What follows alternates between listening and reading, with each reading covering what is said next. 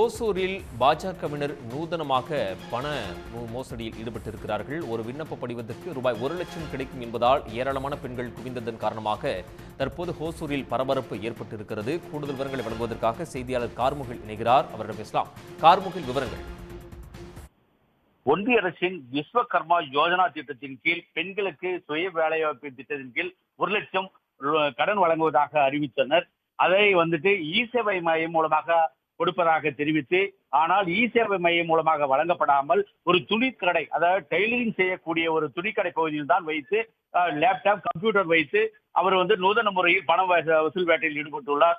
தம்பதிகள், அதாவது தம்பதிகள் பெயர் உமா மகேஸ்வரி மற்றும் கணவர் ராம்குமார், இருவரும் சேர்ந்து பெண்களிடம் ரூபாய் பணம் 150, 175, 215 என்ற அடிப்படையில் டோக்கன் வழங்கப்பட்டு அவர்களுக்கு டோக்கன், அதாவது விண்ணப்ப படிவம் பெற வழங்கப்பட்டு டோக்கன் கொடுத்து வந்தனர். இதனை பார்த்து அப்பகுதி மக்கள் ஏராளமான பெண்கள் குவித்ததால் அந்த பகுதியில் பரபரப்பு காணப்பட்டது. தற்போது பாராளுமன்ற தேர்தல் நடைமுறை பாராளுமன்ற தேர்தல் அறிவித்துள்ள அடிப்படையில் அந்த பகுதியில் அதிகமான கூட்டம் சேர்ந்து இது போன்ற இ-சேவை மையம் இல்லாத ஒரு பகுதியிலே விண்ணப்ப படிவத்தை விநியோகம் செய்தால் அவர் மீது நடவடிக்கை எடுக்கப்படும் என அப்போது தேர்தல் பறக்கும்படை தேர்தல் அதிகாரிகள் அந்த இடத்தை சூழ்ந்து அவர்களிடம் வைக்கப்பட்டிருந்த லேப்டாப் மற்றும் கம்ப்யூட்டர்களை பறிமுதல் செய்து அவர்களை விசாரணைக்காக அழைத்து சென்றுள்ளனர். தற்போது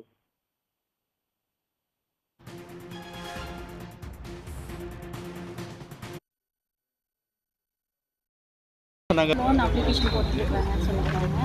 எதுக்காக லோன் தரட்டாங்க? இப்போ வியாபாரம், டைலரிங்கு, சின்ன சின்ன வியாபாரம் பண்றவங்களுக்கு அந்த மாதிரி லோன் அப்ளிகேஷன். கார்முகில், தகவல்களுக்கு நன்றி. உடனுக்குடன் செய்திகளை தெரிந்து கொள்ள சன் நியூஸ் பெல் ஐகானை கிளிக் பண்ணுங்க.